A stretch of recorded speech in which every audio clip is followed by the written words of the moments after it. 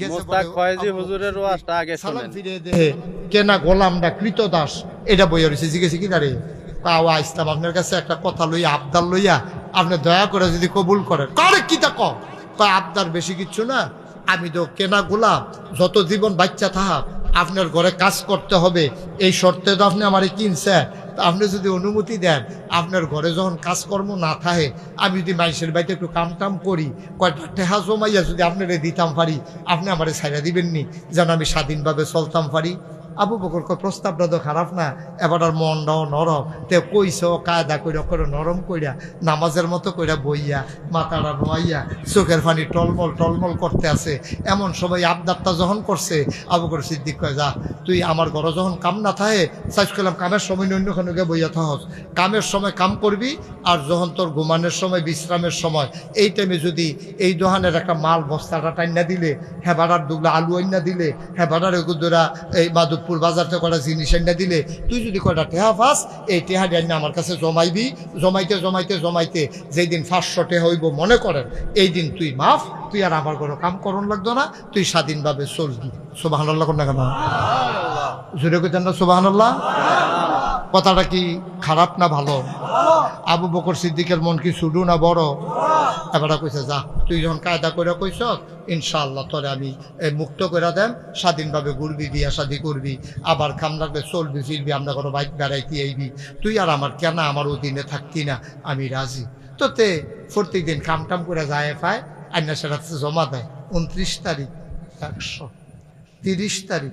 50 আমরা খাতার মধ্যে জমাইতে জমাইতে একদিন আইনা সেরা কয়া ও আমি একখানে একটা কামে গেছিলাম তারা ক্যাশ টেহা দিতে পারছে না গাছ ফাঁক না দুগলা খেজুর দিছে আপনি এই খেজুরটি দাম দইরা খাইয়া আমার টেহারা লেখা রাখেন আমার খাতার মধ্যে আজ যা কত লেখবেন আবু বকর সিদ্দিক খেজুর তো কম ফদ মানো গাছ ফাঁক না আজোয়া গাছ ফাঁক না আজোয়া খেজুর আচ্ছা যা 100 টাকা দৌড়ি তাও 100 টাকা দৌড়িত না যা ধরলাম তাও তুই তাড়াতাড়ি পারিয়া যাইয়া দেওয়ার ধরছে 100 টাকা তো ওখানে এই খেজুরটি কি তার না আবু বকর সিদ্দিকের কথা বুঝছেন না আপনারা খেজুরটি ট্রেন যখন বেচা লাইছে আবু বকর সিদ্দিক দাম ধরে যখন টেহা লেখা লাইছে ওখানে এটির মালিক কারা আরে কথা কয় না দিলে এইটাই খেজুরের মালিক কারা মানে আবু বকরের সিদ্দিকার খেজুর আবু বকর খাইতে পারবো নি এবার বিসমিল্লাহ কইয়া একটা খেজুর সাবান দিছে সাবাইয়া অর্ধেকটা ডুব গিলছে আর অর্ধেকটা হাতের মধ্যে রয়েছে বাহিডি মুড়ো লইয়া বইয়া রয়েছে হঠাৎ কইরা আল্লাহর অলি দো আল্লাহর মাকবুল বান্দা দো ব্রেইনের ভিতরে আইছে তে কিতা কইরা খেজুরটি আনলো জিগাইলাম না দি তে কি কাম করে খেজুরটি আনলো এটা তো জিগান আছে আমি যে খাওয়ানোর মতো শুরু করলাম নাদানের মতো আল্লাহর অলিরা নিজে শাস্তি দেয় আর যখন ফজরের নামাজ ছুটতে গেছে গা আর যা খাইও নাস্তা এটা হইলে আল্লাহর অলিদের লক্ষণ আর তোরা ঘুমাইন হইস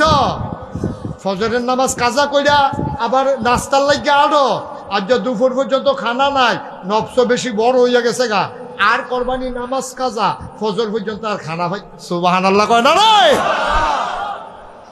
আল্লাহর ওলি এমনি হইছে না তা আচ্ছা ফজরের টাইমে উঠতে পারলা না গেলে নাস্তা কাজা নাস্তা বাদ ফজর কাজা নাস্তা কাজা জুহরও ছুটতে গেছে গা জুহরের খানাও কাজা দাদাগিরি দেখাইল তুমি নামাজ ছাড়ছ খানা বন্ধ ফজর ছুটছে নাস্তা বন্ধ জুহর ছুটছে দুপুরের খানা বন্ধ মাগরিব ছুটছে খানা নাই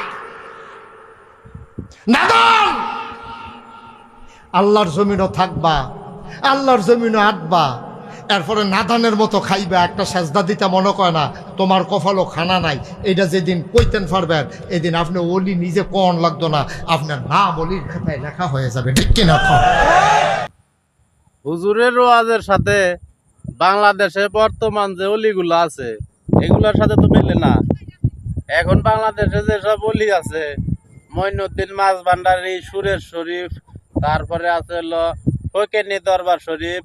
জাহাঙ্গীরিয়া দরবার শরীফ মাঝভান্ডার দরবার শরীফ এরা তো কয় নামাজ রোজার দরকার নাই এই অলিরাই তো ঘোষণা দিছে যে নামাজ পড়া লাগবে না আমার কাছে আয় কেউ নৌকা দিয়ে জান্নাতে নিয়ে যাব কেউ জাহাজ দিয়ে নিয়ে যাব কেউ তরি দিয়ে নিয়ে যাব কেউ গাড়ি করে নিয়ে যাব কেউ কলকির উপরে চড়া নিয়ে যাব বাংলাদেশের অলি ঘরে বর্তমান হলে এই অবস্থা মানে এরা নামাজ পড়লে নিজের শাস্তি দেওয়া কি কথা ভক্তরা যদি নামাজ পড়ে ভক্ত করে আরো শাস্তি দেয়, নামাজ পড়ছস কি এরতি, তাহলে আমার কাছে আইছস কে? আমি তো তোরে জান্নাতে নিব, নামাজ পড়তে কি এরতে? বাংলাদেশের বর্তমান অলিগড়ে হলো এই অবস্থা। ওয়াজটা শুনাইলাম এই কারণেই, বাংলাদেশে বন্ড মাজার পূজারি করে শায়েস্তা করতে হবে, নইলে কিন্তু বাংলাদেশে ইসলাম টিকায় রাখা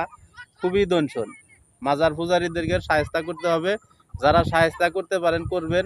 যারা ভিডিও বানাইতে পারেন বানাবেন, যারা পারেন না ভিডিও শেয়ার করবেন, না পারলে কমেন্ট বক্সে ওদেরকে একটা ঘৃণিত একটা কমেন্ট করে যাবেন। সকলকে ধন্যবাদ, ভালো থাকবেন।